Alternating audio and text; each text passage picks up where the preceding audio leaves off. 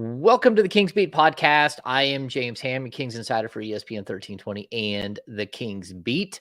Joining me, Fox 40, Sean Cunningham. Sean, how are you?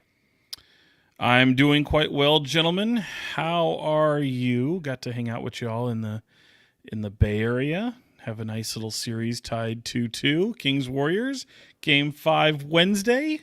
We're spending my precious off time doing a live show right now, and I couldn't be happier. Sean couldn't be happier. It's sunny outside. There's no rain for him to bitch about. Yeah, can we go outside? I could use the sun. We probably should go outside. I could certainly use the sun. Okay, and of course, joining Sean and I is Brenden Nunes from the Kings Pulse podcast. Brenden, how are you? I'm doing good. Been busy, like I'm sure both of you guys have been as well. But good. I did go on a walk. Got a little bit of sun that is much needed for all of us, I'm sure. Can't complain. You went on a walk because you don't have a car, or you just decided you wanted to go? It's a combination of the both, you know? Because I like taking those strolls when need be, but I didn't know if it was out of necessity or because you thought that the day was so nice. Sick burn, Sean. No, just kind of embracing it, you know? Just kind of embracing it. Just a question. Amazing. All right. So thanks for joining us here. We are doing a live show. So if you are here on YouTube and you don't mind, give us a thumbs up. Subscribe. We're approaching 3,000 subscribers, so that's cool. Is that good? I don't know what's good, but it's better than it was when we were 2,000, and so yeah, this is good. So outside of that, join the Kings Beat. Go to thekingsbeat.com and jump on board with a subscription there. Become a premium subscription and get invited to things like the happy hours. We will probably do a happy hour after the first round of the playoffs. Win or lose, we'll try to get one in right the week after. That makes a lot of sense. And then this summer we'll do a live happy hour. That sounds like a good idea as well.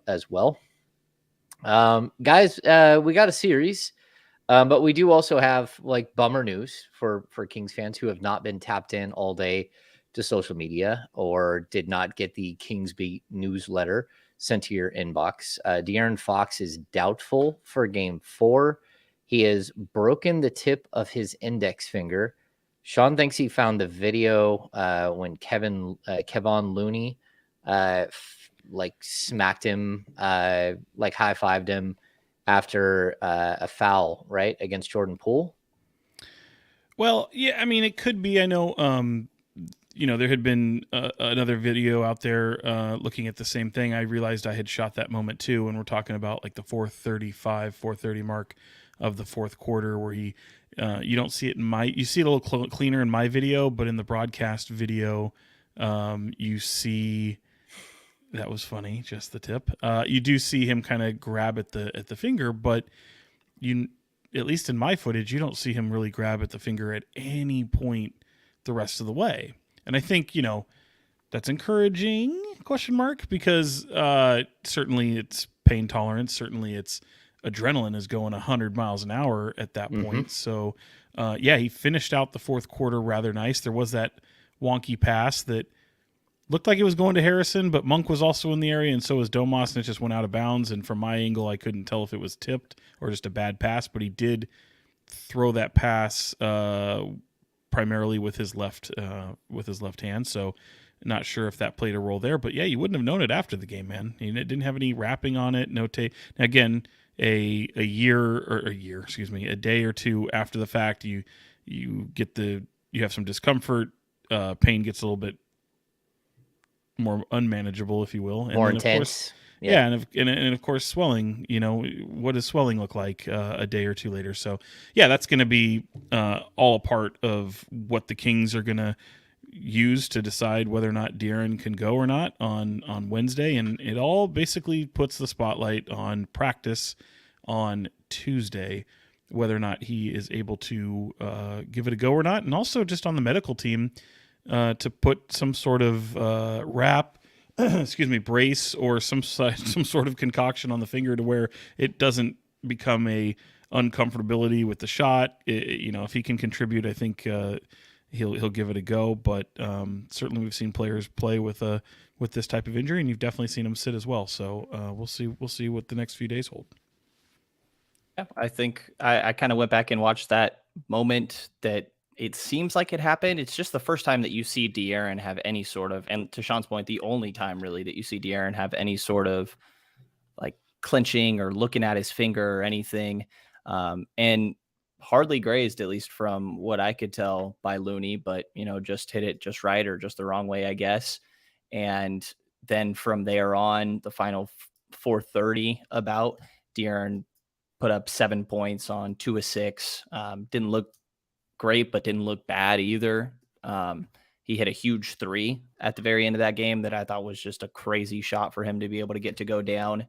And it'll be interesting to see how he's able to progress moving forward. Mike Brown's given a lot of credit to this performance staff throughout the course of this year and credited them for a lot of the success, understandably so, but we'll see how this gets handled. And Domas has been playing with a thumb issue all year long, and I guess each of Sacramento Stars only get one good hand. I guess so. I think I'll make the difference with Domas too. First of all, Domas handles the ball, but he's not a primary ball handler, where Fox has to do a lot of things like in movement, dribbling, passing.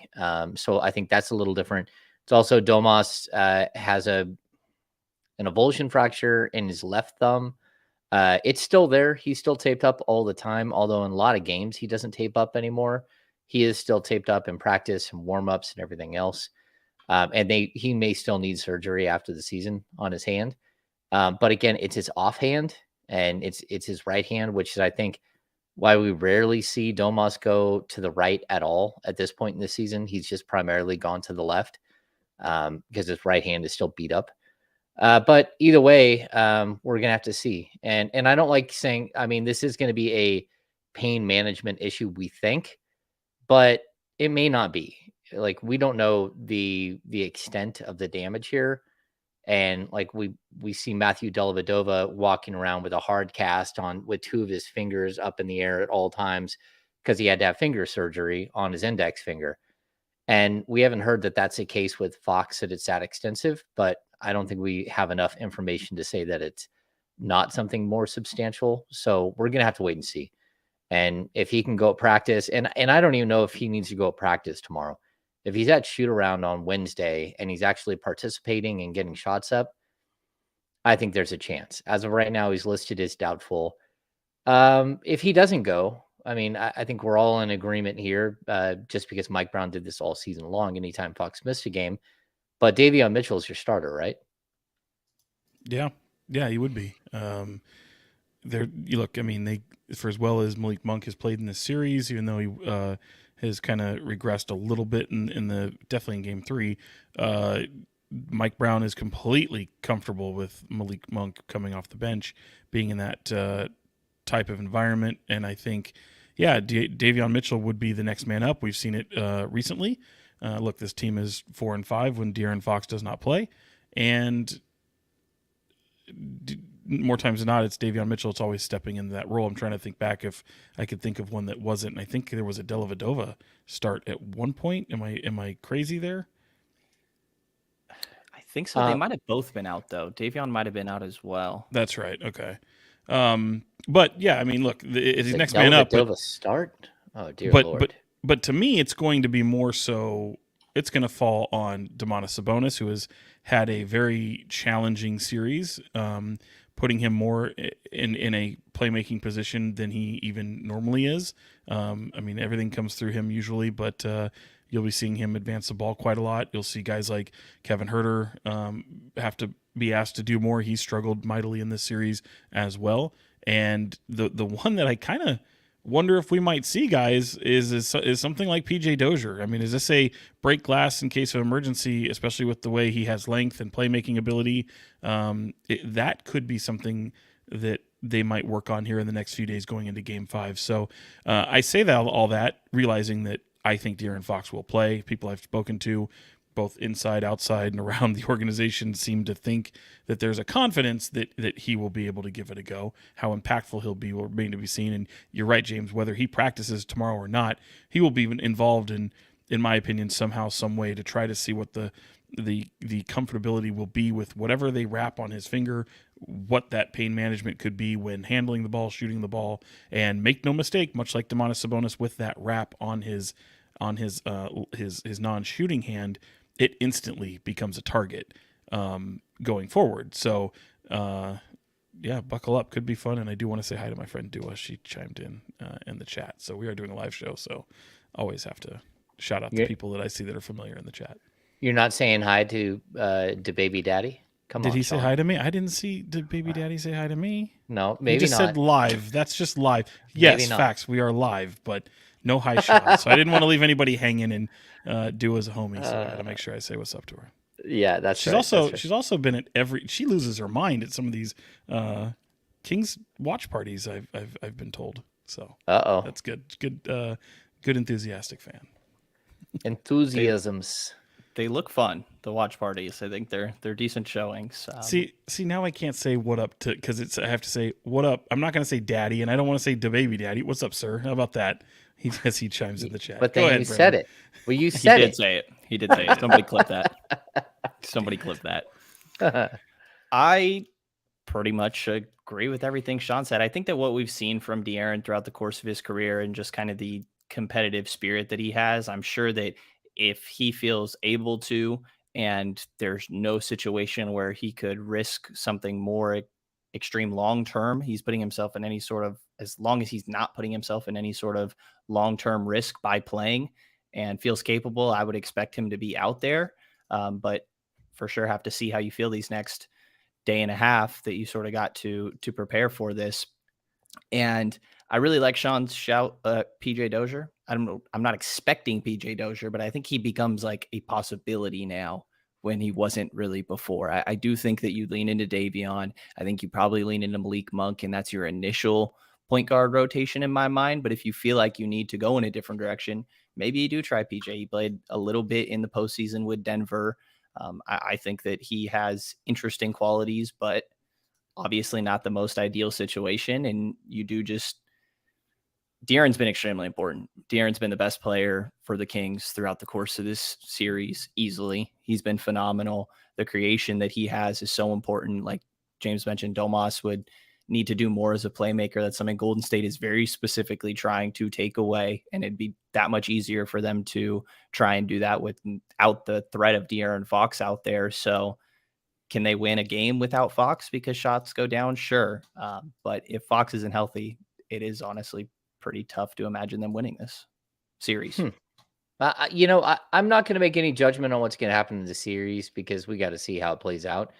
I do think it's interesting, though, because Davion Mitchell has been, in my opinion, he's been really, really good in the series. Like, he's averaging 23.7 minutes per game. Like, he's not scoring a ton. But he's been hitting, I think he's shooting like 48% from the field and 33% from three, something like that. And his defense has just been spectacular. I'm going to have a piece go up probably on Wednesday. I got Davion for a conversation the other day. I talked to Doug Christie about him and stuff like that.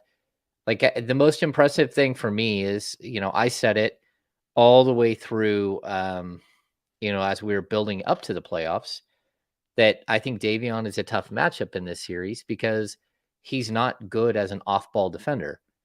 And I think he's done great. I think he's learning and he's figuring out ways to chase Steph Curry all over the place and make life difficult. He's picking him up in the backcourt, and I said this on the radio the other day with D'Lo and Casey. I'll admit I was wrong. I didn't think he would be that impactful in this series. He's been really, really good. And like, to rely on him as your backup when you want to match him up with Steph as much as possible anyways, I think it's okay. Like, do I think he's going to be able to shut Steph Curry down? No, nobody can. But I do think he gives you a really good option. And I like your PJ Dozier thing as well. I think Dozier is he's looked interesting when he's gotten an opportunity. He hasn't flinched when it comes to taking a shot. And he's long, he's athletic, he has playoff experience. He actually knows how to play in these types of games. So, like, I think you have options. It's kind of too bad that Dellavedova can't play. Not that I think he could have helped you all that much, but I think he could have bought like maybe 8 or 10 minutes in a game, especially when some of the players that we're seeing on the other side, your Moses Moody's of the world, your Kumingas, even Gary Payton II, like they're just not impactful offensively. And I think you could have got away with some of these other players, matching up wise. You guys mentioned Monk, up and down again. Even I'd say like he had a huge first game. Game 2, he was really good, but not as good. Game 3, he was just horrible. Game 4, he was both. He had like his first half, I think he was 2 of 9, like nothing was going, some turnovers. He came alive late, but I don't know about you guys. It sure did feel like Mike Brown was calling Malik and a couple of others out in post game for running into like a 1-on-3 break, where not a 3-on-1, a 1-on-3, where he's just going in and throwing up prayers and expecting a foul and not getting it. And Mike Brown wasn't happy about the way that the Kings did that a couple of times down the stretch. And it seemed like it was a pretty big issue. The quote, I actually have the quote right here from Coach. It's all of our guys are driving into 2, sometimes 3 guys in transition and begging for a call. Continued, we wasted a ton of possessions in transition, driving, just throwing up some crazy stuff. I think that Malik was the biggest culprit, but I do think that there was a handful of other guys that made the same mistakes, but it did feel like Malik was the guy to do that more often. But I think it's just kind of part of the Malik Monk experience. I feel like he is an extremely bold player, and sometimes it works. Sometimes it doesn't. When it works, it's a highlight. When it doesn't, it's a low light. And it's kind of just part of Malik Monk in my mind. And as Sean says a lot, I think that he's the big X factor, especially if De'Aaron is hindered a little bit by this finger thing going on. And he wasn't great in game 4, but he did enough. Yeah, I mean, he had some moments, man, like that intercepting Jordan Poole pass, like he looked like he was, Deion Sanders going up and grabbing that thing out of the air. I think the poster child for what Mike Brown was talking about was obviously that forced, just trash shot on the other end. But I feel like there were moments that guys got really kind of caught up in the just back and forth nature of what was going on. Even the Warriors to an extent. And I'm not even factoring in the timeout gaff that Steph Curry and really Steve Kerr had with the challenging of the play. But there was a moment where the physicality kind of peaked, and the reckless abandon in which this, like there was probably a stretch of 2-3 minutes where I was like, we're at peak levels of this playoff series, and it's fun to watch. There's some sloppiness to be had for sure. But guys were going out there very ambitious and feeling themselves and just trying to make a play. And sometimes some of the simple things would have gone along a lot more. I mean, we've talked about how moments where De'Aaron Fox, who obviously can get to his space, get to his spot, and just right around that free throw line extended and knock down a shot, that is almost like the ultimate safety valve, if you will. But also, you've got Domantas Sabonis, and I know he's had his struggles in the series. He's had moments of impact as well, but I'd kind of like to see a little bit more of him in the fourth quarter doing some things. And there was a moment, man, where he goes down there and just absolutely annihilates the immovable object, as I call him, in Kevon Looney. Doesn't get whistled with an offensive foul, strangely enough, because it was a pretty egregious play. And then, then he gets knocked down on the other end, and it's just, those are the moments you want to see him really kind of step up and take advantage without being so, bull in the china closet kind of a thing. Cause he had a hard time against Kevon Looney a lot last night, all throughout this series, obviously, except for maybe game 2 where he got him into some foul trouble. And we obviously saw what happened in that game where Draymond Green has to take over and stomp on Sabonis. But, I would kind of like to see them use that safety valve a little bit more, if anything, just to kind of be that more of a calming presence. It doesn't mean you have to slow things down. It doesn't mean you can't go at the breakneck speed that you're going, but you can also recognize that that dude is a walking bucket. Yeah, what you need is high percentage buckets. It's the old Zebo thought.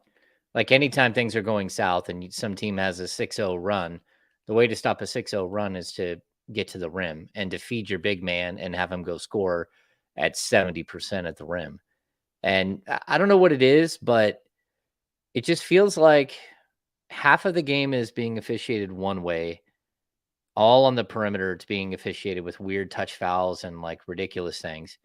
And then in the paint, it's like they're letting them like take pugil sticks to each other and just beat the living crap out of each other. I mean, but like, how in the world does Sabonis, what did he play? 38 minutes? Yeah, Sabonis, 37 minutes. Sabonis doesn't go to the free throw line once. It's just like, there's no way that there's no foul calls. Like, I know that like he got called for an offensive foul where he bull rushed Looney and pushed him back, and they called the offensive foul. He did the same thing earlier in the game where he got it kind of his head down and was pushing Looney under the basket. Looney almost pulled his shirt over the top of his head like hockey fight. And then when Sabonis shook out of it and went up and scored, he clearly gets smacked on the arm by Wiggins. And I just don't think the officials they have any idea how to like officiate what's happening in the paint between these two like superhuman strength guys. And that really doesn't play to the Kings' hands because they have the highly skilled of the two that averages 19 points a game. And then the other guy, it's a good thing for Sabonis not getting in foul trouble, but like Looney doesn't score at all. And so that's one of those battles where you're looking at it thinking, how in the world can Sabonis average like, what is he, almost 7 free throw attempts per game during the regular season? And he goes through an absolute like, bloody battle in the post and can't get to the free throw line once. I just thought it was really, really odd how the officiating, it's like they don't know how to officiate what's happening there. Does that make sense? To a degree. I mean, look, the officiating has been bad both ways, as we've come to expect.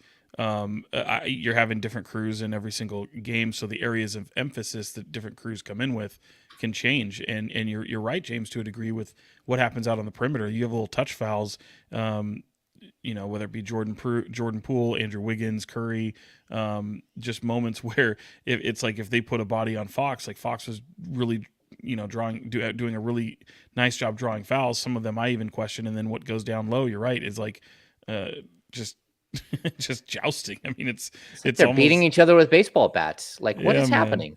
But how does that change? As someone told me the other day, he's like, "Oh, you haven't seen Scott Foster yet in this series, so maybe buckle up for Game 5." I don't know. I hate to make so much about the officials as we tend to do, but it does rear its head and become a storyline within the series, within a playoff series. And I think for the most part in this series, they have let them play. They have let a lot of physicality go, which is why if people were doubting that playoff games don't take any different role than they do in comparison to a regular season game. I mean, just look at this series. You're seeing it. You're seeing a team like the Kings who can't score as high as they normally do. Although last night was a 126-125 affair. Kings looked so much better than they looked in Game 3. They responded better to the physicality. They didn't take the bait. It was fun. Draymond Green comes back, coming off the bench. Certainly playing a factor, gets a tech right in the first few minutes.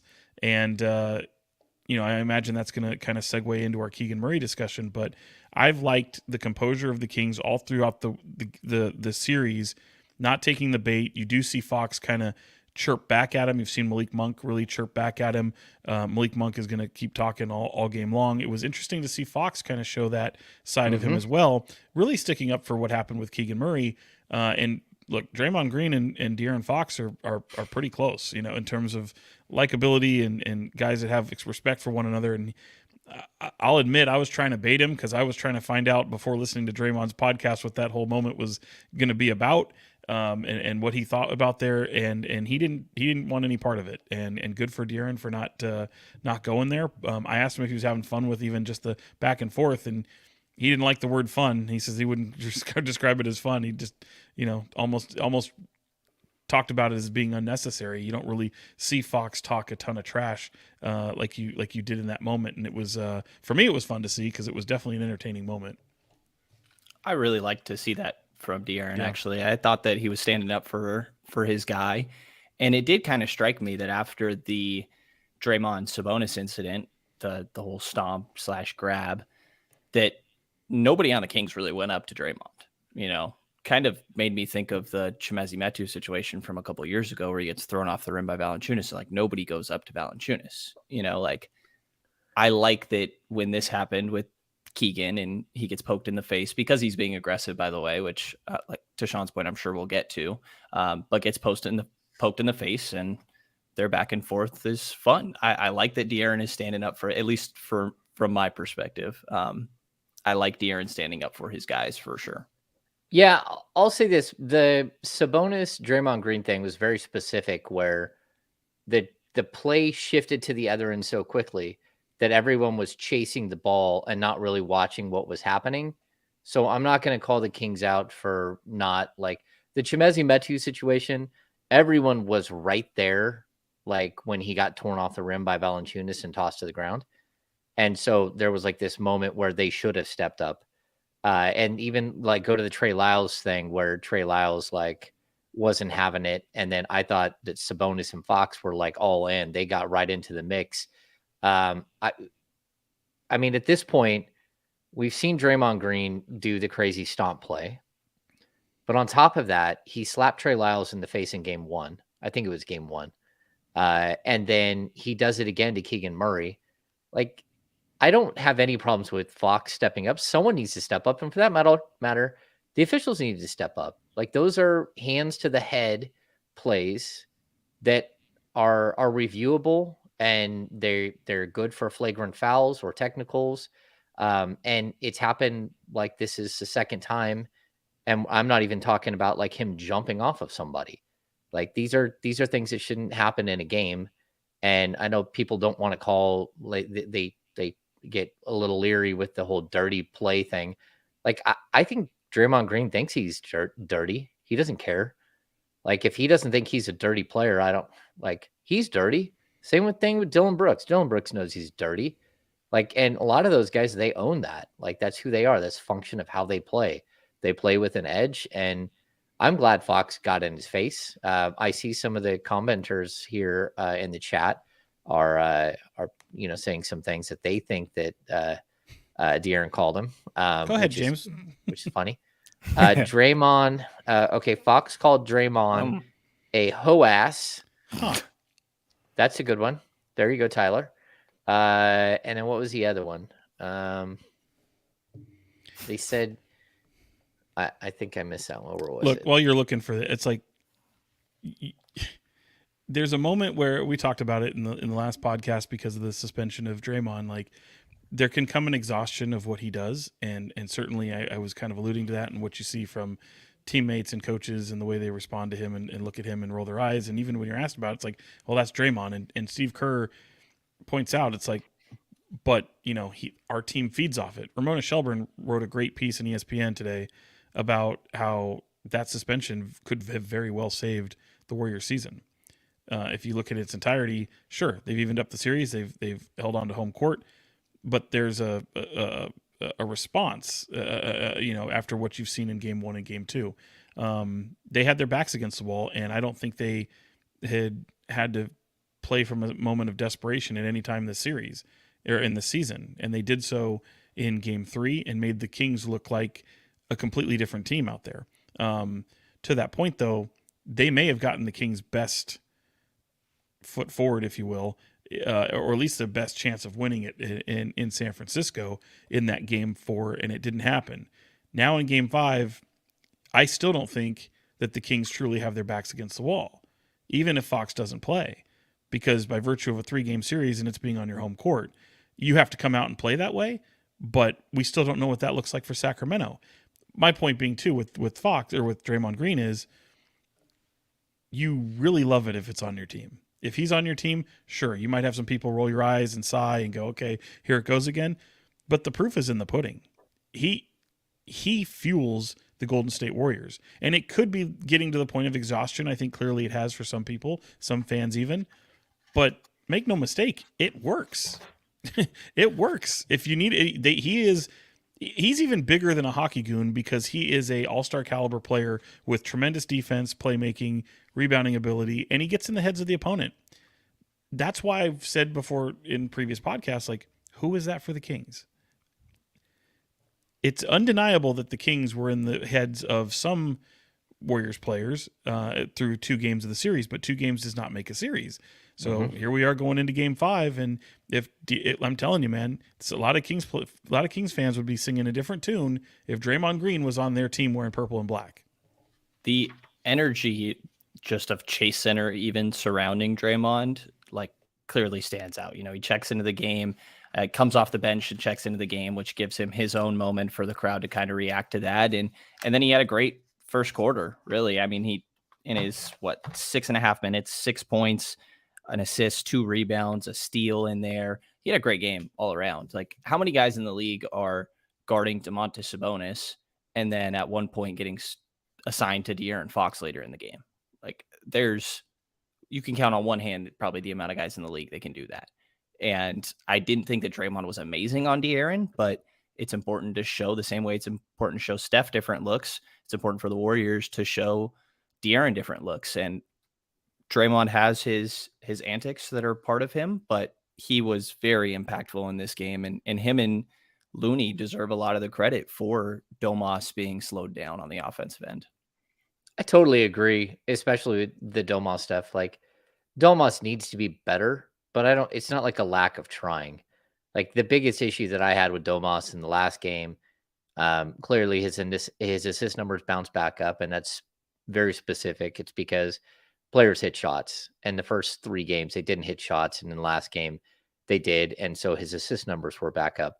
But it took him until the mid-second quarter to get a rebound, and I just thought that was crazy. I mean, this is a guy that we've seen almost get a double-double in the first quarter multiple times this season, and he was able to rattle off like 4 rebounds right in a row, but they need him to be like a dominating force on the rebounding side if he's not scoring.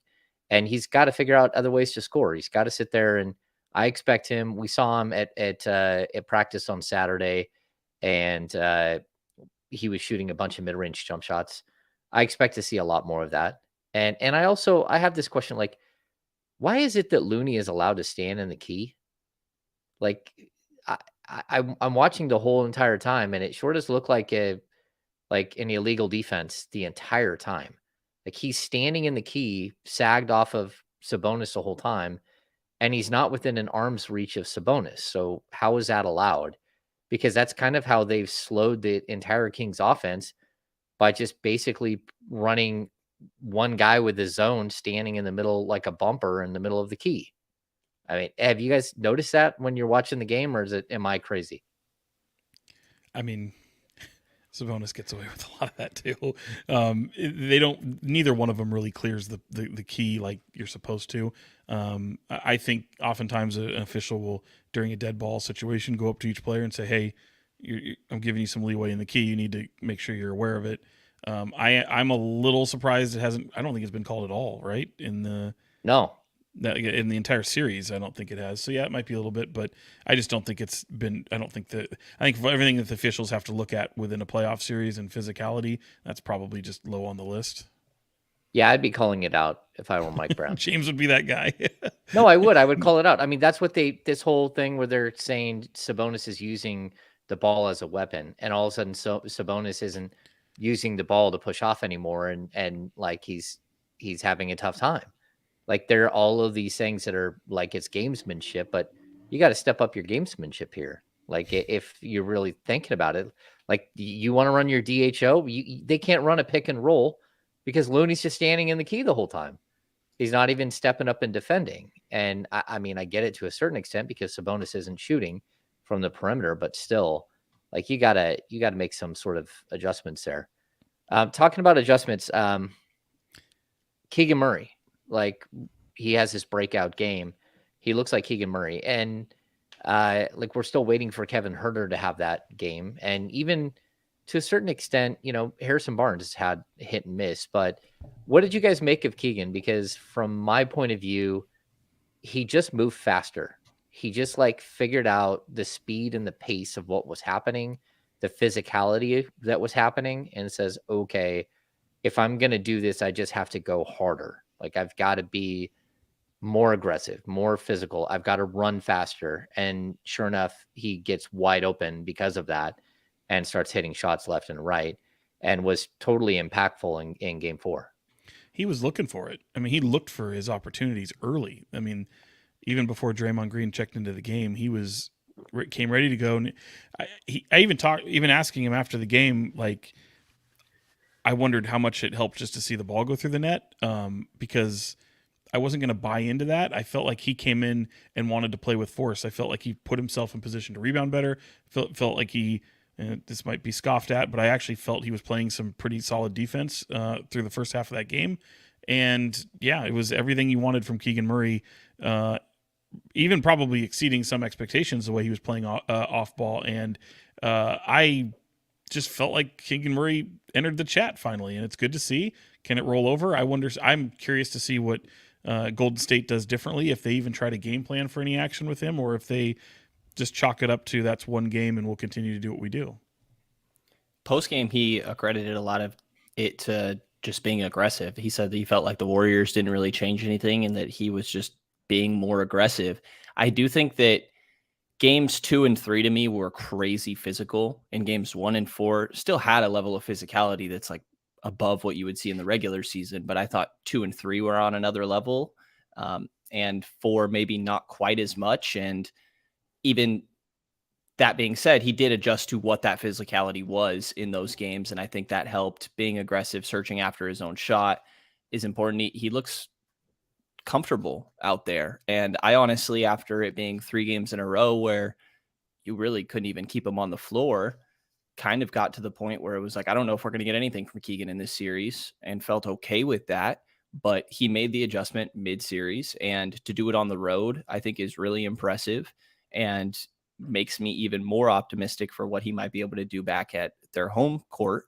But we're going to have to see if he can emerge here. That would be a really big thing for right now for this team, and also just the long-term development of Keegan individually. Yeah, and I'm going to see. You said you didn't think game 4 was as physical. I think game 1 and game 2, the Kings were the more physical team. Game 3, the Warriors were the more physical team. Game 4 was like a bloodbath. It just didn't look that way because both teams were basically punching each other the entire time. So I think the physicality level was still there, but it was from both sides. There wasn't one team that was more physically dominant than the other, which is why I think we had a 126-125 game. I thought at one point it was the most physical it's been all series, particularly in that fourth quarter, which, by the way, like, you can look at the third quarter, and I think Kings ran into some problems there. Certainly when you look back at the totality of the game. But one of the most impressive things in that game to me was the way they started the fourth in the wake of that, going on that 7-0 run. And I think that just really set a tone with the fight that the Kings were going to show. And they really stepped up to the physicality. Really, it just comes down to some, mental mistakes and some awful turnovers and things down the stretch. But just I from the physicality standpoint, that just really stands out to me. I can't wait to, when this is in the rear view in July, when we're bored, I want to go back and watch this series again in its totality, literally one after the other, like it's a reality, not even a reality TV series, but like a just binge watch prestige drama and binge watch. Yeah, I mean, it's you're seeing some really high level basketball, and even when it's ugly, man, like it is so goddamn entertaining. And I won't go as far as to say it reminds you of the early 2000s or 90s when the NBA was officiated in a more physical fashion. But even with the way the NBA is officiated these days, I like the let them play approach, and I like letting players really step up and have big moments. And you're seeing a lot of them. There's been moments that come at the expense of Kings, but if you're just a regular NBA fan and you're just watching it, I think it's easily by leaps and bounds the most entertaining series we've seen in this playoffs so far. And I think when it's all said and done, even with the NBA Finals, with the exception of possible few matchups that can happen, I think it'll absolutely be the most entertaining series of the entire playoffs. Yeah, I totally agree. Let's hit on a couple of things that people are mentioning. The last 2-minute report, I don't know if you guys looked at it. Draymond Green fouled De'Aaron Fox with 37 seconds left on a reach in. He knocked the ball away from Fox and hit his arm, and it went to Barnes, and I think Barnes missed a three. He went long. It was the same location that he had for the game-winning attempt that also sailed long. And there's several moments that happen in that fourth quarter, James, where you've got Barnes inbounding, much like he did in the final play, and then he gets the ball to shoot the ball. You've got Draymond Green all over Fox, and it wasn't until that final possession that they brought the double team. And as Green says on his podcast, he's like, even post game, he's like, I'm not going to let them ISO. It's fun to watch how that whole thing played out. And I think if there was a guy who made a mistake, and I think Mike Brown pointed him out, it was Harrison not to come over and set the screen. Yeah, like the final play, like I just look at it was a really good shot. Yeah, and it was. And Fox has done it throughout the last couple of years. Like, remember, he's the guy who set up Chimezie Metu for the wide open, for the three in the corner against Dallas, right? He's the one who threw the bomb to Harrison Barnes for the shot. Like, he has a way of instilling confidence in his teammates by hitting him in rhythm for the perfect shot in the perfect moment down the stretch. Harrison just missed a shot. And I think no one feels worse about it than Harrison at all. Like, he doesn't know what to say in that moment. And this series and that shot probably meant more to Harrison Barnes than any other player in the building. Like, people who might think that he doesn't care, or that he's, he comes off as, he's a senator. Like, for him to bring up the 2016 situation, you have that quote pulled up, Brendan, because that there was a quote, and it has so much depth and so many layers to it. That guy wanted that ball to go in so bad, and to beat the Warriors, and to go up 3-1 and shut those guys up. I mean, and for him to come up short was just a reminder of what happened in 2016 when he had a really bad series. He just fell apart in the final 3 games of the finals. Like, struggled defending LeBron James, and then was basically just run out of town in Golden State. He was blamed for a series loss that Draymond Green literally got thrown out of, and got a technical, like his 7th technical foul, and got suspended for a game. But it was all Harrison Barnes' fault in a 7-game series that they didn't win. And he was unceremoniously replaced by Kevin Durant. So, like, again, no one has more that they want. No one wanted that shot to go in and to go up 3-1 on the Warriors than Harrison Barnes. And I thought it was a good look. I think that you take that shot at the end of the game. Both teams played really sloppy down the stretch of that game. Like, Golden State with obviously calling a timeout when they didn't have it. The shot that Curry missed I don't remember before or after that, because Malik hits the free throw, De'Aaron hits the 3, they're down 1. Curry has a really easy shot, kind of push shot floater near the rim that he totally misses. And then the Kings get that chance to win it. Like, it was a messy game on both sides coming down the stretch. And the Warriors could say the same thing, that it just came down to Wiggins missing that shot in game 1. Each one went in one team's favor. And now we're sitting here 2-2, which I think is pretty fitting. I think these teams have been a good match. They've all been close games outside of game 3. And game 5 is going to tell us a lot. Yeah, so the Steph play, that's wild. Like, for him to make that kind of mistake, but I realistically, like, Steve Kerr said, hey, it's my fault. And for one of the few times, I'm going to agree with Steve Kerr. It was not only his fault, because I don't think he relayed enough to his players in a very, very hostile, well, not hostile. I mean, it's still a hostile environment, right? Whether it's your pro Warriors or your anti Warriors, it was still crazy loud. Everyone screaming, like wild crowd.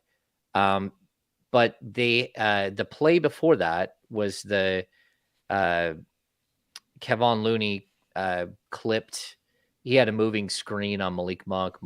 Monk flew out of bounds, Leveled him. leveled him, and Yeah. then Steve Kerr, for some reason, challenges the call. So I'm sitting there, and I can't remember the guy that was sitting next to me from CBS.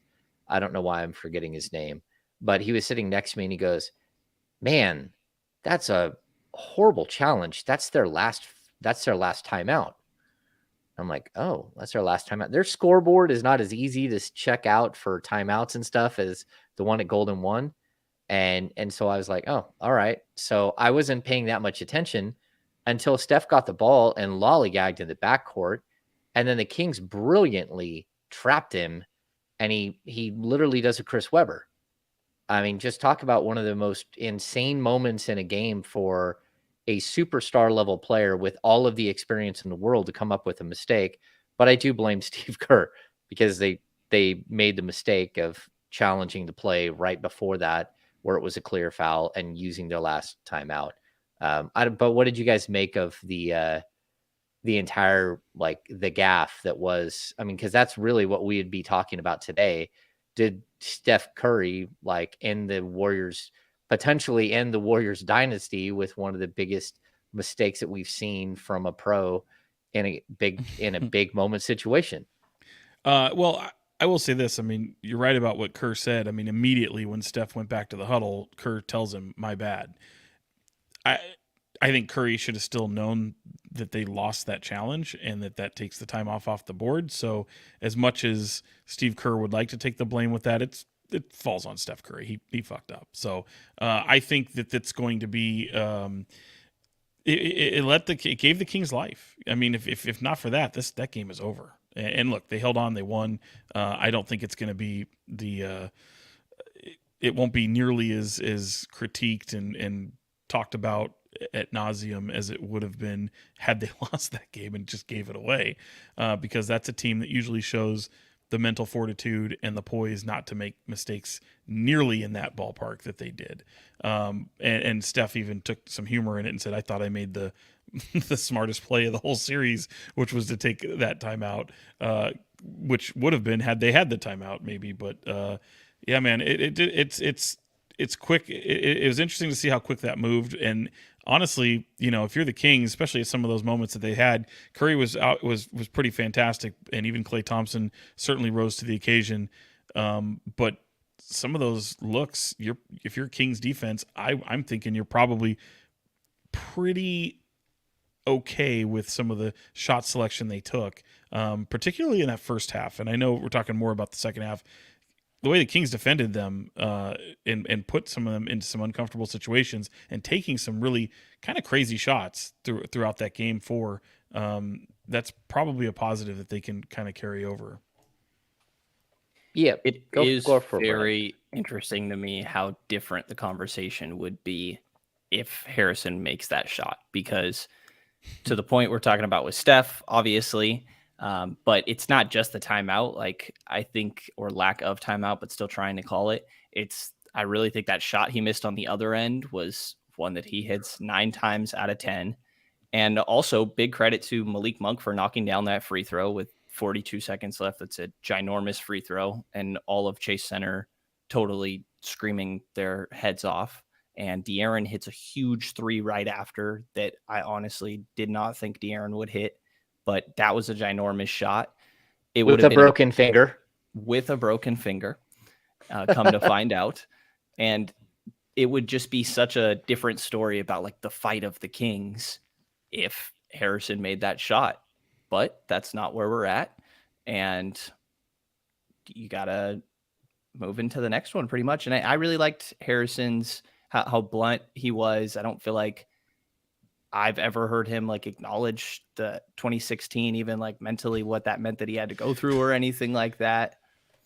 Brendan, it was like a meme where it says nobody and it says Harrison. Yeah, remember 2016? like nobody was even going to bring that up, but I appreciate his honesty, and using that as an example. And look, he's obvious. I think everybody by now has seen the clip of what Draymond Green said after the game. We've seen that movie before, and James stopped short of talking about how Harrison was ran out of town. I mean, Draymond Green taking exception for him, not taking the extension, and then coming up, with a lesser than satisfying playoffs NBA Finals run, and then literally kicking him to the curb and trying to recruit KD, which I get there's feelings involved, but I'm sorry, like it or not, Harrison Barnes and KD, if you can get Kevin Durant, you get Kevin Durant, right? I mean, I know there's feelings there, but yes, had that moment happened, albeit with the timeout that you alluded to, James, would have been an unbelievable storyline and an unbelievable near ending for Harrison Barnes, who, I think Draymond Green even said, man, if he had hit that shot, he's calling us every name in the book. And I'm thinking to myself, no, not really. No. It's just not in his makeup. Harrison, sure. His teammates would have mobbed him, and then he would have been a pro. He probably would have screamed. He might have said an expletive or two, but I don't think he's going over in front of the Warriors bench grabbing crotch. I don't think he's doing anything overly. It's still Harrison Barnes. We've seen him have moments where he can feel himself, especially after hitting a shot in celebratory fashion. And I just think you'd see a yell or two and he'd be thrilled to talk to us, but kudos to him. Like James, you said, he didn't really know what to say. I think he said everything he needed to say. I thought his press availability in the locker room with us after the game, owning it. I think he liked the look that he had. He knows he missed the shot. I think he's more than confident in taking that type of shot. And like it or not, this could be the best moment for Harrison Barnes in this series. Going forward, they're going to need Harrison Barnes to step the fuck up, especially on the offensive end. He's been nowhere, and he's a guy that does get to the free throw line. So missing that shot, hopefully that's a motivating tool going into Game 5, especially if you've got De'Aaron Fox, who may not be ready to go or could be severely hampered with this broken finger.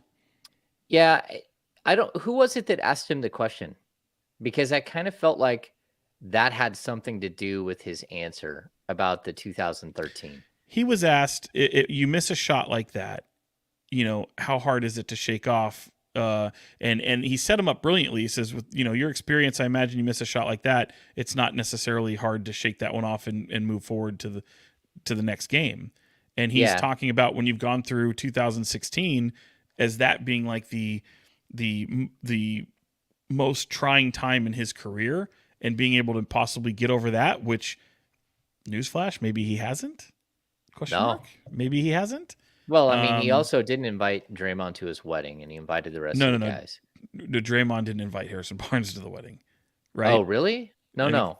I think it's Harrison not inviting No, I Draymond. think Harrison Barnes didn't invite. He invited Steph and Clay and everyone else. He did not invite Draymond to the wedding. Yeah. Which, I mean, can be hard. That's all like interpersonal, whatever. Like whatever. Guys don't like guys cannot like. There's guys that don't like each other, and they can settle differences. Clay seems to still very much like HB. He said after the game that he was nervous when the shot went up, to be blunt, and that HB's his guy, but he's happy this one didn't go down. But Clay was nervous when the shot went up, which says something in itself. It was a good look. I think you take that and just wide open. Results. Heck yeah, you take that. That was a perfect executed play at the end of the game. People were like, "Oh, Fox should have forced a shot," or no. You had Draymond Green, you had Steph Curry. Steph isn't going to get called for a foul because he's Steph, and Draymond Green is still a great defender. And I'll even point out that Steph had the way they were set up, they had both fallen back to the free throw line. I think that Steph could have potentially deflected a pass to Malik Monk on the other side. And there was also another player next to Monk, but there's no saying that Monk would have hit the shot either. Who knows? I thought it was a great look. De'Aaron said it too. He said, if you get a shot like that and it's not off one side or the other, it's a straight on shot and he just misses it a little long. He's like, it was a good shot. It just was a little long. And, like if you really break it down a little long on that, it's probably like an inch or two off. And that would have been a totally different outcome and a totally like spectacular into a very, very competitive game and set the Kings up for, what would happen next. So I wondered if they were trying to take a quicker shot. You got Sabonis down low there. Obviously, he's kind of taken out of the equation with the personnel on the floor. But oftentimes we see these teams, because it's not just the Kings, it's a 1-point game and they're settling for 3. I think sometimes they give away the mid-range. The opposition will give up the mid-range a lot, with the exception of Fox. They'll try to take away the as virtue of them going over to to double him at that moment in front of the key. He looked like he was going to try to get to his spot, but I just feel like sometimes there's an easier shot to be had than settling from the perimeter. Yeah, because you didn't need a 3. Right. All you needed was a 2. Yeah. Okay, let's get to this. And I'm just watching my internet like be weird all of a sudden. So I'm going to throw it to you guys quickly. And hopefully if I disappear for a second, that's what it is.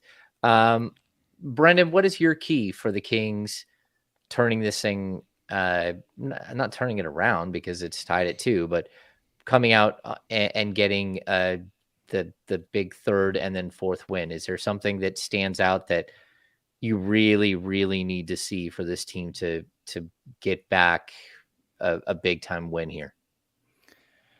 I think that a lot of it has to do with the possession battle. I feel like that's been a really big story in this series, and that goes back to the physicality and pace that Mike Brown and the coaching staff have been emphasizing so much. Like, if you're playing physical, you're going to get more turnovers. It's going to lead to an increased pace where both these teams are extremely efficient. I think that being more physical could get you to the line more often. Obviously, the offensive rebounds have been a ginormous story throughout the course of this series. So I think that a lot of it does have to do with the physicality. It was good to see shots go down, and obviously helps and impacts the game a lot, whether or not that's happening, but they're getting good looks consistently. There's nothing you could do about that. Like, I think worry about controlling the pace, physicality, and to Mike Brown's point, that you got to stay locked in for as close to 48 minutes as you can, because you have a couple slip ups against the Splash Brothers. Like, that's 6-9 points quick, and you just got to stay locked in. They've shown enough that if they play, I think, their brand of basketball and are physical with a good pace and stay poised, that they are in games late against this team. Sean, what do you got? Well, I think to me, it kind of goes back to game 3 in a way. I know we didn't have a podcast to talk about and digest that one, but boy, if you're Mike Brown, you're hoping you don't look as bad at any point in the series remaining that you did in game 3. They just did not look like themselves, and they got punched in the mouth. And I think, some of the things that we were speculated about, no Draymond Green, a lot of attention on Domantas Sabonis, and he goes in and he completely looks just completely bewildered by some of the things that, he had a target on his back. I think he was afraid to even move at different moments, thinking that there was such an emphasis on him. He kind of loosened up a little bit in the second half of game 3, but to that point, like, you played terribly, didn't hold a lead at any point, never really went on any kind of run of substance, and for the most part, it was like a 10, 12, 13 point game. And how often do you see the Kings just evaporate those types of leads, or at least just get it back to a 2-possession game? And so the way they came out in game 4, you knew they were going to bounce back and have more of a Kings basketball type feel to it. Now, carrying that over, I'm not a big believer in momentum. Clearly, if it does exist, the Warriors have probably stolen some of that. But all that's really happened, and I hate to be cliche and use adages, but the road team has not won in this series. And the Warriors, really dominant despite their in-season struggles, are coming into Golden One Center feeling themselves, knowing that they have not played well on the road during this season, and it's been few and far between the games that they win. So I no matter what happens with De'Aaron Fox, I expect the Kings to have a confidence about them, knowing that they've got the home court in their advantage, knowing that they've played like shit at some points in the series and could have been in position to actually compete down the stretch and not be completely eliminated. Like you go in the closing moments of games and it may feel like, they're not coming back from this, but you're still within striking distance. And I think that is very, very important, particularly at a moment where you see the likes of Keegan Murray stepping up, particularly when you're still waiting for Domantas Sabonis to have that game you're used to seeing from him. And also, Kevin Huerter, who you've talked about. I mean, look, the three-point shooting has been so bad in this series for Sacramento. Last night it started off pretty good. I think they were like 8 of 13 at one point. Maybe it was 8 of 14. I can't really remember. I remember it was like 7 of 12 is the one that stood out to me when I made note of it. But Kevin Huerter, who usually you rely on for a lot of three-point shooting, 3 of 21 in this series, just abysmal. So there are so many things that you can look at and say, well, gosh, if this person just plays up to their average, to their potential, gives you a lot of signs of encouragement. This team is very, very confident going into Game 5. They look at it certainly as a disappointment that they were not able to capture a game at Chase Center, but not many teams do. 33-8 during the regular season were the Warriors at home. So, but you'll have moments to. If you don't have to win, you've got the home court. Just hold on to home court, take it to 7 games. I think this Kings team is still primed and ready to do what's expected and overcome some of the adversities that they faced. And much like I said, the Kings may have had their best shot to win at Chase Center in Game 4. Well, we may have seen the best of the Warriors in Game 3 and Game 4. Okay. I'm going to say, like, my keys, number one, Kevin Huerter's got to wake up. Like, dude, you're the one guy with playoff experience, with real meaningful playoff experience in the last couple of years. Like, go out there and shoot the ball. Like, whatever it is that's going wrong, get open, shoot the ball, hit the shots, get back to who you are. It doesn't have to be 20-something points per game. Get to the 15-point mark. Hit 4 or 5 threes. Like, open this thing up so there's spacing for everybody. If you can do that, if Keegan Murray can come out and shoot the similar way that he did last game, he doesn't have to have 23.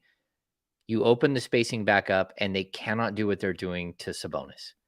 And that's how you win. You had, 5 of 27 from wide open threes in Game 3? Like, that's not going to cut it. Hit your 3-point shots. You're open. You're a good shooter. Like, go ahead and hit your threes. So I think that's going to be big. I also, like, just for Sabonis' sake, I want to see a game where it's called, like, pretty straight up and they can't keep their big men on the floor and they have to do something to adjust because Draymond and Looney are in foul trouble. We saw it in Sacramento a little bit, and I think we'll see it again at least once in these home games that are coming up. So yeah, that would be my 2 biggest keys. I think they played excellent on Sunday. The fact that we had 19 lead changes and 10 ties is absolutely crazy. That was a hell of a basketball game. So great. It was a hell of a basketball game, and you missed by an inch at the end. Like, if not, this is like a 3-1 series, and Kings fans are losing their mind and just going crazy, and this thing could be over on Wednesday. So I don't think people. James, yep. What happened in Game 1?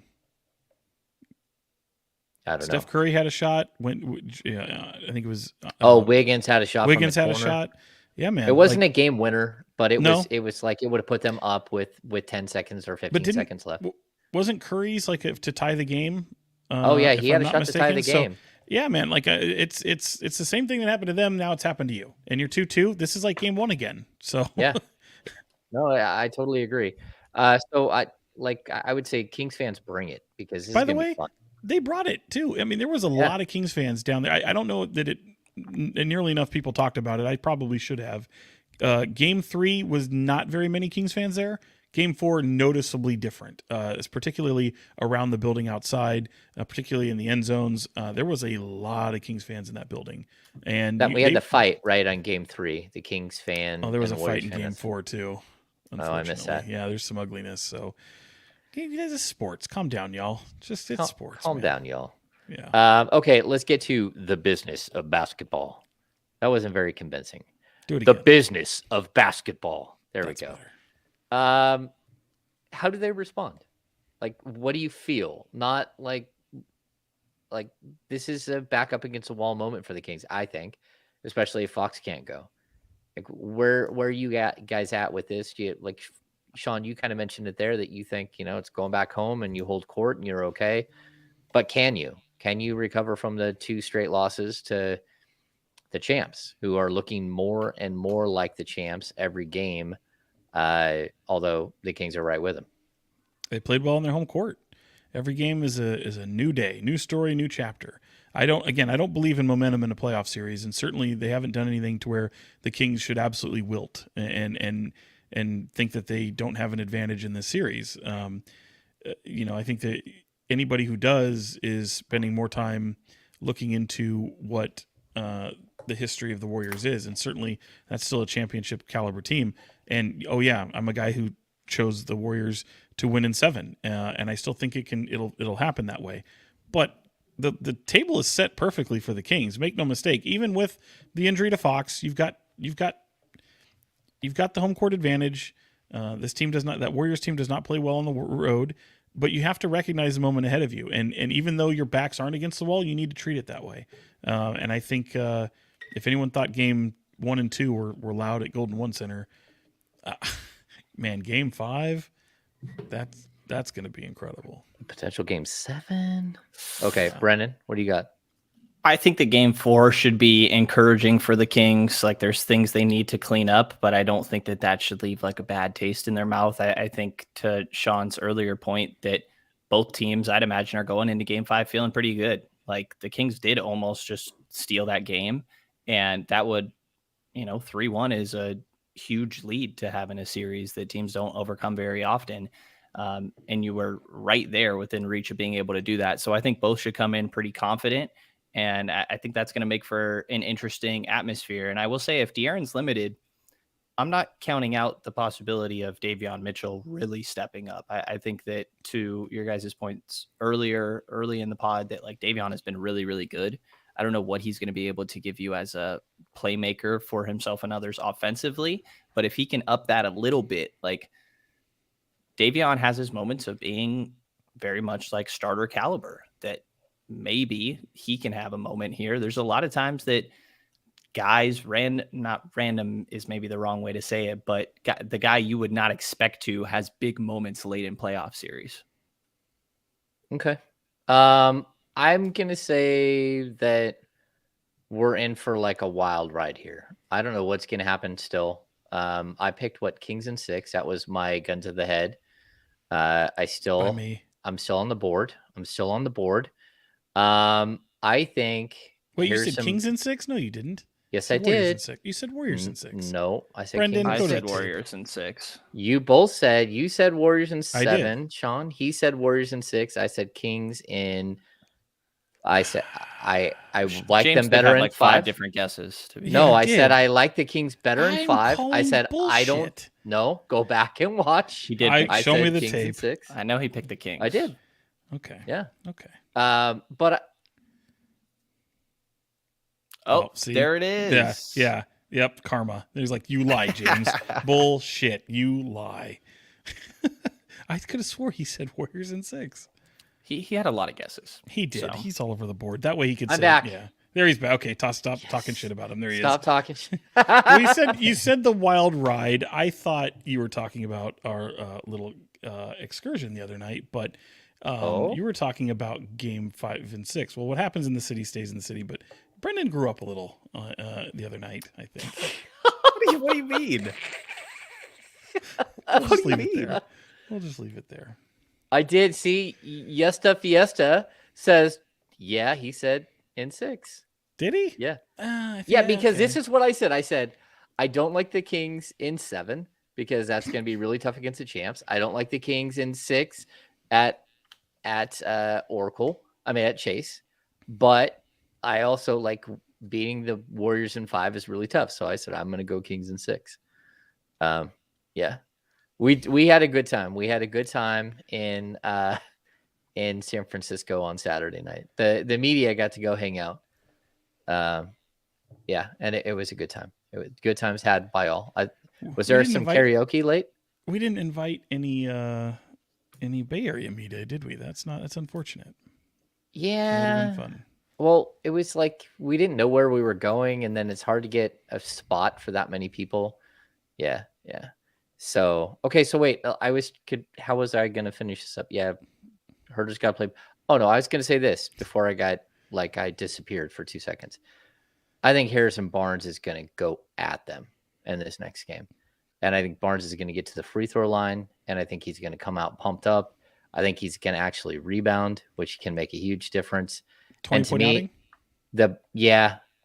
I think the barometer in this series is the offensive rebounds. Whoever wins, if there's a disparity in the offensive rebounding, that's where you're seeing the physicality. The Kings got thumped a couple of times on that. And I expect the Kings to come out, rebound, be physical, and it should be a fun game. So Brian A is going to need to know what Brenden did. I didn't do anything. Brenden held his own. Like I was impressed. Like Proud of him. I lasted longer than most of the people out there, Sean. I will say, I know. Well, I don't know about most, but there were some that dropped off early. I will say, they go, "Oh, it's a 12:30 game." I'm like, you're not playing. Like, all you gotta do is show up. I did and watch a remember basketball Sean game. saying Jesus that. Christ. You're not playing tomorrow. We were a little torn up at that point. The funniest part was that we were all doing. Are we talking about it? Are we going to talk about it? Well, no. I'm okay. just saying the funniest part is that we're doing this when there's a 12:30 tip the next day, meaning we're there at 10. So yeah. Okay. No, I don't care. Bro. I don't care. But that's where it was just an added part of it. Drink some water. You'll be fine. We were all roaming the streets. There was 4 stops. The last stop for me was the karaoke bar. But we ended up at like a rooftop bar at one point. The first place I thought was Bartlett Lane. That was cool. Then we went to Foley's. Hall. I think we're Bartlett Hall. That's what it was. But the food was fine. The drinks were good. Foley's was okay. And then a 60s rock band showed up. That's where you can see the picture of the Sacramento media that I put out. And we had a good turnout. Like most of us. I am never an enabler. I'm an instigator. He is an instigator. Yeah. No, he is an instigator. Am I the Draymond Green of the Sacramento media? I don't know. I heard you were mean to a couple of people here and there. So maybe. Oh, we had some talks. No, that wasn't mean. It wasn't mean. We had an outstanding mean kids moment earlier in the day, which we're not going to repeat what happened. In chat. Yeah, in group chat. Oh, no, there was something that happened before that I think, Sean, I don't know if you heard about, but yeah, there was like a drive-by yelling moment where someone we'll save that. From Sacramento media may have been made fun of, like, while walking down the street carrying their stuff. Yeah. We had a good time. So. And if you're out and you're drinking responsibly, you're not driving, and all you have to do is just go back to your hotel room and crash, and your buddy buys you a drink, you should probably drink it. I agree. Yeah. I'm not doing a shot at 1 o'clock in the morning after. I bought 9 tequila shots. I think you see, Sean was that not guy. Not for me. I bought for everyone. I was very generous, and there ended up being a guy who was celebrating his birthday. He was at one of these places, and he had to drink someone's shot, and I was not happy about that. But he had a good birthday. Good for him. I got stuck with a couple of tabs there throughout the night. It was a good time. It was a good time. I was dad most of the time. Yeah. Do we have questions? We are doing a live chat. Do we have any questions since we've been goofing around here for the last 5 minutes? Do we have any basketball questions on the way out the door here? We still have 172 people in here, so I know you guys have questions. Thanks for joining us. If you're still watching and you haven't already, give us a thumbs up and subscribe here to the channel. Subscribe to the Kings Beat. If there's no questions, we'll do final thoughts while you guys think of questions, and we'll go from there. Brenden, final thoughts. I haven't thought this far ahead. I don't have any final thoughts. You never have any final thoughts. I guess. Is that true? Have you enjoyed your first playoff experience? I have. Yeah, it's definitely been enjoyable. I think the chess match of just teams playing each other back and forth a lot's been fun. Being able to also get the Golden State perspective by being able to go to some of their media availabilities, I think has made it fun. It's definitely been a good time. And Golden One is a lot louder than Chase Center. Chase Center was a lot better at game 4 than game 3. I thought game 3, I was like kind of surprised. It's not bad. It's certainly not a bad environment, but I think Golden One is just on another level. Game 4 was a lot better for Chase. The atmosphere, game 5 and potentially game 7 is going to be ridiculous. I think so. Sean, final thoughts? I don't really have any other than this is clearly the most entertaining playoff series. I find myself bored watching some of the other playoff series, and this one just really is the most captivating. And to answer somebody, I'd have to scroll up, but they asked percentage that Fox plays. I don't even want to put a percentage on it. I just think he's going to play. I don't think you've seen the last of him in the series. Whether he plays game 5, maybe it's a 50-50 thing, but I don't think you've seen the last of him in the series. And I think he'll try to give it a go. But again, I want to pause on that and make sure that people realize, like, the next 2 days with swelling, pain tolerance, all that kind of stuff, they're going to be crucial. And it may, we'll know more in those, but right now, and people I've talked to, I think there's a strong confidence that he will go. And it's not like this team doesn't have an idea of how to treat a finger injury. They've been dealing with them all season long, whether it's Sabonis or Keegan Murray or the Dellavedova situation. Like, they've got a treatment regiment for this, and they've already hit it. And they've done a great job of keeping their players healthy. Like, I know Fox is going to want to play. It's going to be whether he's going to be a detriment to the team, whether he will turn the ball over 6 times and make mistakes and not be as impactful. I think that's where he won't play. We'll go to Diehard Fred. No one is getting a Judas tattoo. I'm not sure even what would a Judas tattoo look like outside of like Judas Priest. I can't remember that. They were calling Brenden Judas anytime he goes against. I clipped Tyrese crossing Sabonis earlier this year, and people weren't happy with me. It started calling me Judas anytime it's a non-Kings favored tweet. And then Brenden had to look up who Judas was.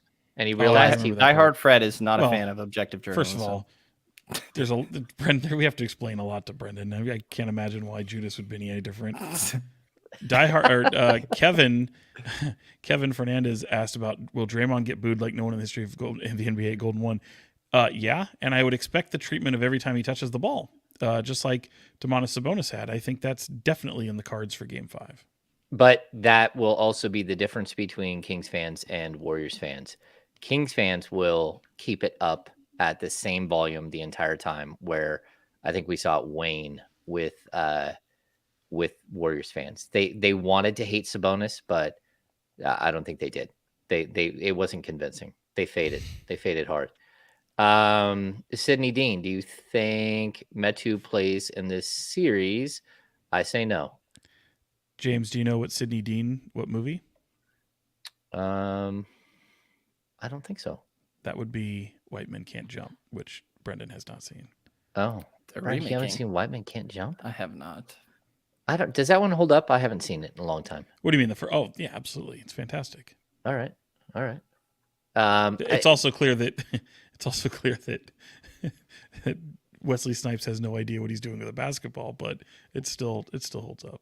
Yeah, it's very what's Halle Berry in Catwoman. Yeah. Let's see. I'm sorry. Halle Berry did you watch your mouth with that one. She looked fantastic. Yeah, but the basketball scene is one of the worst basketball scenes in the history of cinematography. You leave her alone, damn it. You leave her alone. She climbed up on a wall and okay.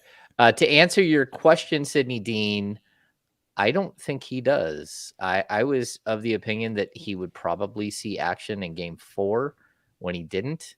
And the way that Alex Len's plus minus and like some of his advanced metrics are looking so far, I don't think that we're going to see Chimezie Metu, which I'm surprised. We don't see Chimezie Metu in this series. We ain't seen Chimezie Metu in the playoffs, even if the Kings advance, because I think this is the one series where he played well against the Warriors on the regular season, and I'm surprised we haven't seen him. This is a good question here. Do the Kings ever practice on their home court, or do they strictly practice at the practice facility? Here comes a James theory. This has been a point of contention for me all season long. Previous coaches, there are times where shoot around, they go in and do shoot around on their home court. Mike Brown has not done that at all. So I think it's kind of strange, but they don't practice on their home court and they don't shoot around on their home court. So everything is done in the practice facility, and that's a coach's decision. God, and this guy won Coach of the Year. Voters don't know what the hell they're talking about. Yeah, exactly. Well, I mean, I also think it's kind of funny. I know Brian A. had talked about Bay Area media conspiracies. Like, I don't know which ones are. I mean, look, I'm not. I pointed out on the radio earlier today that, like, and I know I wasn't the only one to draw this conclusion, but it's like, that, like, Shams Charania, who broke the story, it is represented by the same agency as De'Aaron Fox, Clutch. It's LeBron's agency, I always say LeBron's agency, but Rich Paul's agency. But it's still a legitimate fracture in the finger. Like, conspiracy theory or not, like, I don't think if the like the bone is still broken, guys. Like, I don't know what people are alluding to when it comes to conspiracy theory. So if it's a conspiracy theory that you're casting shadow over the doubt that he's going to play, well, certainly. I mean, yeah, maybe De'Aaron already has it made up in his mind that he's going to play. Why not leave the shadow of the doubt that he may not going into Game 5? But guess what? That's the Golden State Warriors. They're going to be They're going to be preparing as if he does play. They're always the most prepared team that there is. They've seen everything. So I don't think it's necessarily going to create an advantage. And I haven't really seen any other conspiracy. Do you have any, James? That I'm trying to. The whole, Draymond went to the Warriors and said it's best if I come off the bench. Everyone's playing so well. Yeah, that was like, from everything I'd heard while we were down there, 2 days of the Warriors convincing him. And then day 3, it's like, yeah, I think I should come off the bench. And then boom, we got ourselves a bona fide leader stepping up. So that's a good one. Well, they won. Yeah. And I think too, like, look, I think Warriors media, they've covered greatness for a long time, and you rely on these people because the Warriors have made everything sustainable in the Bay Area, where in most major cities, like, the sports departments are down to 1 or 2 people and everything is getting cut back. The fact that the Warriors have been great, and that came on the heels of the Giants being great, and now you have the 49ers, and, like, there's been a lot of success in the Bay Area, even the Sharks' success, A's playoff success before, this whole mess. But it's kept a lot of these newspaper people in their jobs for a long time. And I'm not saying they're playing favorites. What I'm saying is that there's a positive vibe and everyone's still there. And there's a lot of people who've been covering the entire run.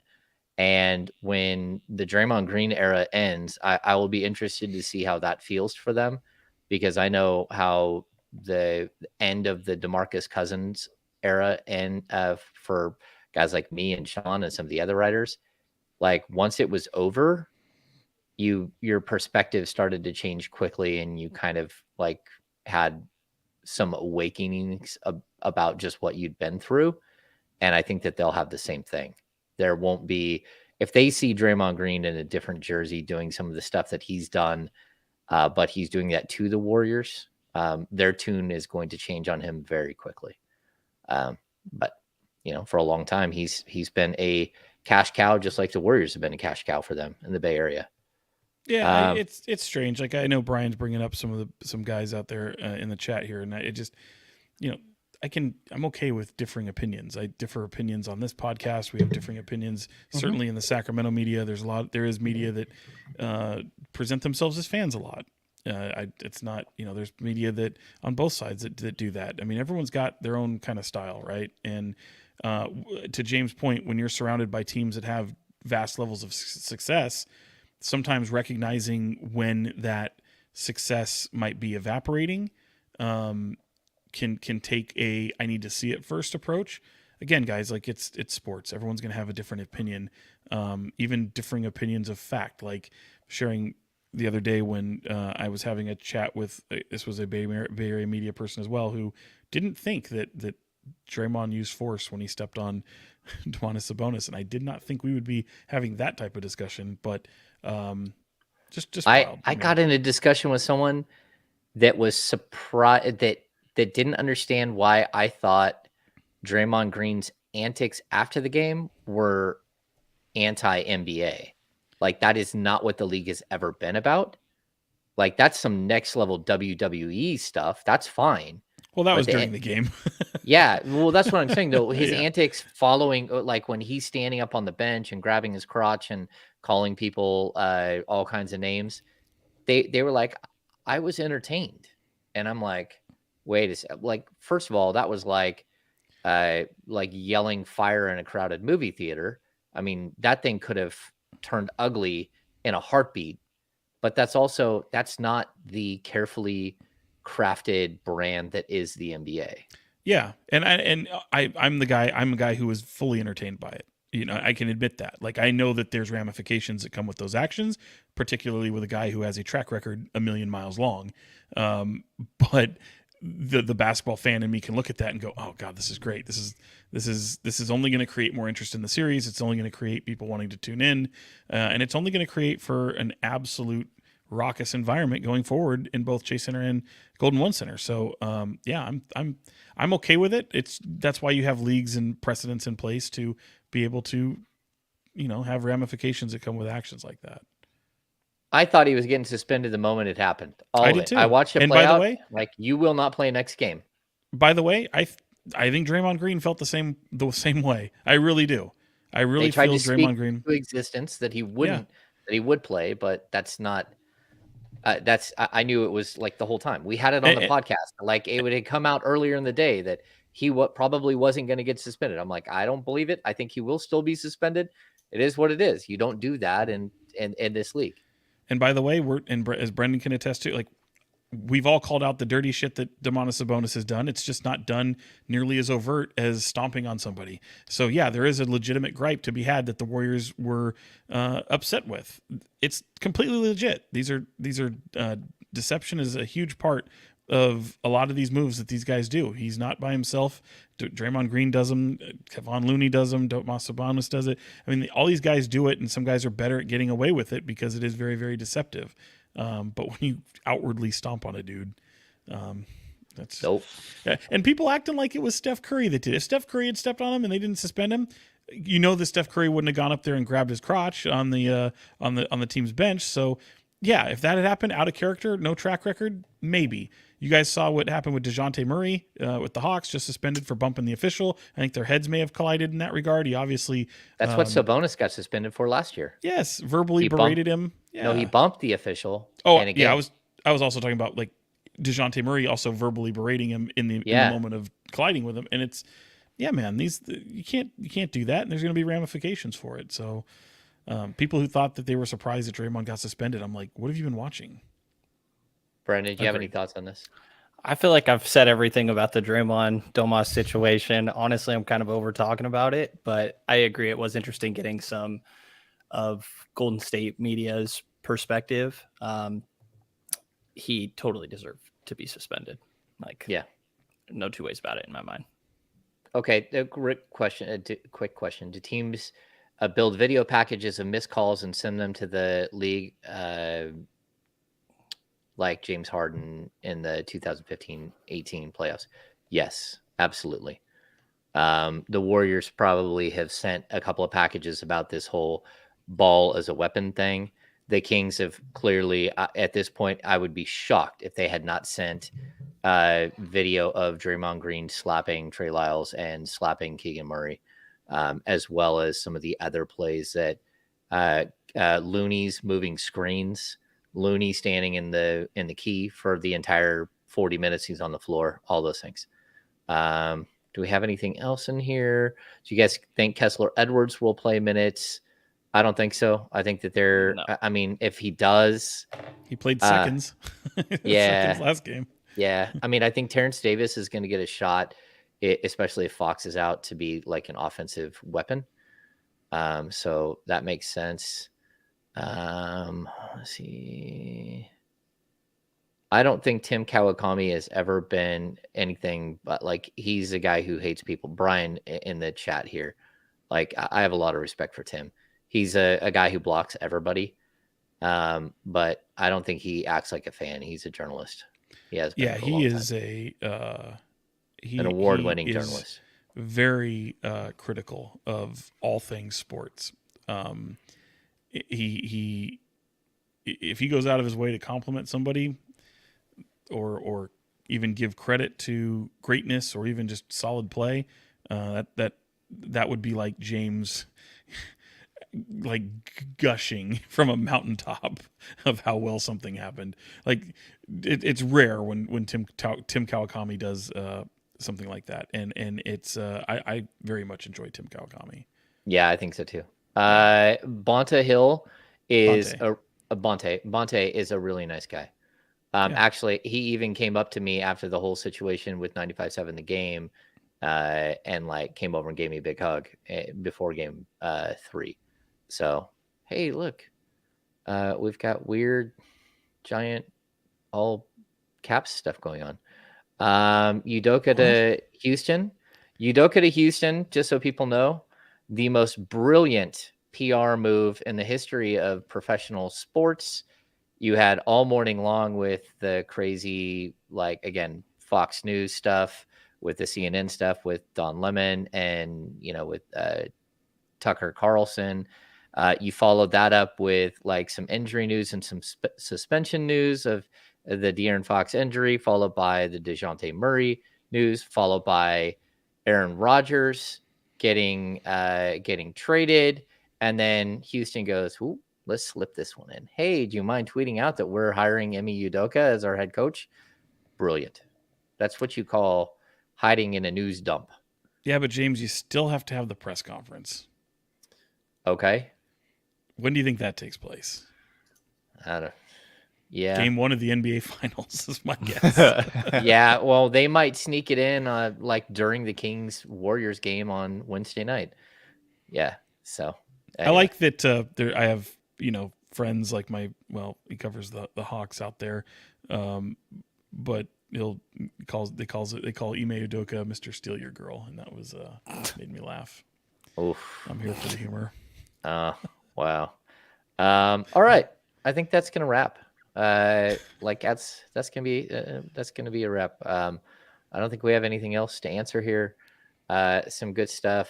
I don't know Grant Cohen. I'm not going to comment on him. I do know his dad. I had met his dad, right? Yeah. Yeah. He was at playoff series forever. Lowell Cohen. Yeah. Yeah. So, and I've had a great time going down and hanging out with Bay Area media, whether I love everything that I read coming out of there or not. It's a really good group of people that we've spent a lot of time with over the last couple of years, especially Sean and I going down and cover Warriors playoffs and going on the road. So lots of love for a lot of people down there. And it's always a good time to go down there and cover a game. All right. We already did final thoughts, right? What's that? Someone's joking about it being Keon Ellis time, but just going to point out they are ineligible. They are ineligible because they are two ways. That being two-way Keon contracts. And Mimi. Yeah, definitely. They are not allowed to play. Good job. Yep. Thoughts on officiating? It's really tough. And we've been there. I want to make this point really quick too. I think one of the toughest things is the Kings are learning that every playoff game, the intensity is different. The way the game plays is different. All of that stuff, the way the timeouts are, the way, the exposure is, everything. The other thing that's really different is the game is called completely different from one game to the next. Even though you're playing the exact same team, you have a completely different staff reffing the game every single night. And that also takes its own like understanding. Like it's very different. Like one game, you're allowed to do all this physical stuff. The next game, there's going to be 47 fouls. Like game 1 or game 2, where there's like crazy fouls called all over the place. So not only is the referee inconsistent, like in a game, but it's inconsistent from one game to the next. It's like if every inning you had a different guy calling balls and strikes. It's weird. Okay. I think we're good.